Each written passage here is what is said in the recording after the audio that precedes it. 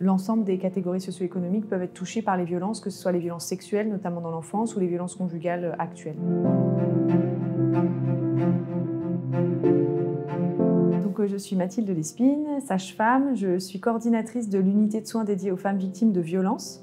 Donc, mon rôle, c'est de la coordination entre tous les intervenants qui prennent en charge les femmes victimes de violences. Mon autre rôle à la Maison des Femmes, c'est d'accueillir et de faire des consultations médicales pour les femmes victimes de violences, qu'elles soient enceintes ou non enceintes, et de travailler avec elles les questions autour de leur santé et des conséquences des violences sur leur santé.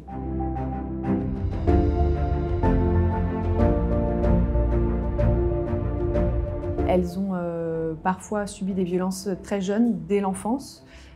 Et parfois, ce n'est pas ces violences-là qu'on va traiter en premier, c'est les violences qu'elles subissent actuellement. Mais on va revenir aussi sur ça parce que tout est lié.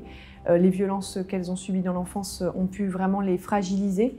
Et les personnes violentes qu'elles ont rencontrées en ont profité ou se sont appuyées sur ces failles dues aux violences.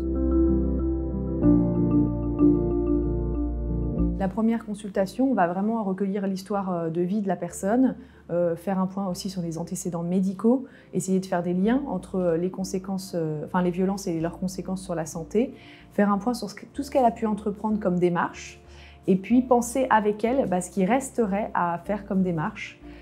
Qu'est-ce qui manque dans son parcours de sortie des violences. Et donc ça peut être une consultation de médecine légale en premier, ou alors ça peut être un dépôt de plainte en premier, ou alors ça peut être de rencontrer une assistante sociale parce qu'on voit bien que c'est ça l'élément bloquant. Pour certaines femmes, il s'agit surtout de ne rien faire en urgence, mais de prendre le temps de penser, de cheminer, de se poser des questions sur qu'est-ce qu'elle ressent dans son corps, travailler sur ses émotions, travailler en collectif avec des groupes de parole. Ici, on a 3 groupes de parole, un dédié aux femmes victimes de violences conjugales, un pour les femmes victimes de violences sexuelles et un autre pour les femmes victimes de mutilations sexuelles féminines. Et pour certaines, ça va être travailler la confiance en soi, l'estime de soi, la reconstruction, on va dire, psychique et corporelle. Et là, on va pouvoir s'appuyer sur les différents ateliers collectifs.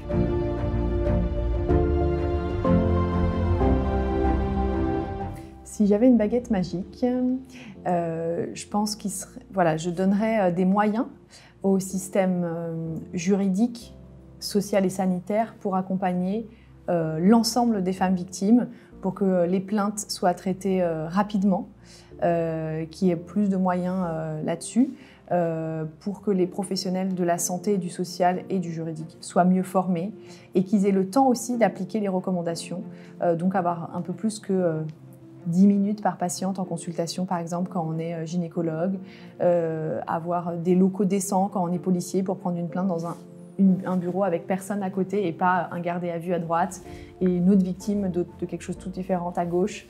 Et que les juges aux enfants ou les juges des affaires familiales qui prennent des dispositifs de protection de l'enfance soient convaincus que derrière ils vont être mis en place rapidement et pas 1 an et demi après par défaut de moyens.